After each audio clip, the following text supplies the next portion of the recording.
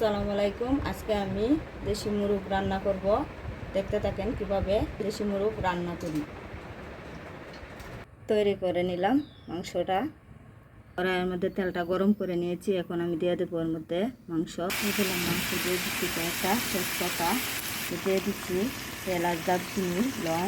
এদিকে আমি পেঁয়াজ রসুনগুলো বড় বড় করে রেখেছি, যেহেতু দেশি মুরগ সিদ্ধ হতে সময় লাগবে। এর সাথে পেঁয়াজ রসুনগুলো সুন্দর হয়ে গলে যাবে। দিয়ে দিলাম স্বাদ মতো লবণ, হলুদের গুঁড়া, মরিচের গুঁড়া। আমি এটিকে জাল জাল রান্না করবো, ওই জন্য একটু মরিচের গুঁড়াটা বেশি দিচ্ছি। ধনিয়া গুঁড়া, সব মশলা দিয়ে হাত দিয়ে পানি দিয়ে দিয়েছি। এখন আমি ঢাকা দিয়ে ডেকে যতক্ষণ না ভালো করে সিদ্ধ হয় ততক্ষণ জাল দেব। যেহেতু এটা দেশি মুরগ, জাল হতে অনেক সময় লাগবে। আর আদা রসুনটা আমি একটু পরে দেব। সরি, আদা ও জিরা সেগুলো আমি একটু পরে দেব। আজকের সূর্য দেখেন কত তাপ।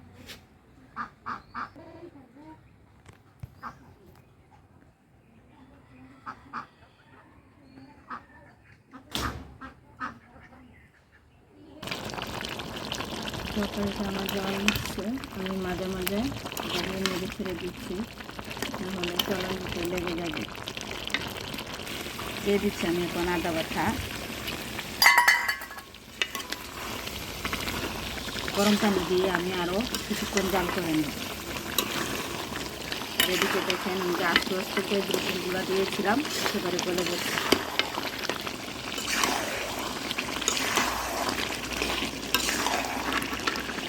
আরও গরম পানি দিয়ে দিলাম গরম পানি। এখন আমি ঢাকা দিয়ে ডেকে আরও কিছুক্ষণ জাল করে নেব। আবারও তরকারিটা জাল উঠে গেছে। আমি এখন দিয়ে দেবো জিরার গুঁড়া।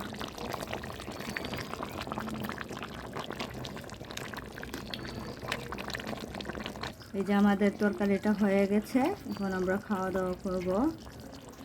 আপনাদের কাছে যদি ভালো লাগে এভাবে রান্না করে খেয়ে দেখবেন, দেশি মুরগ অবশ্যই ভালো লাগে। আল্লাহ হাফেজ।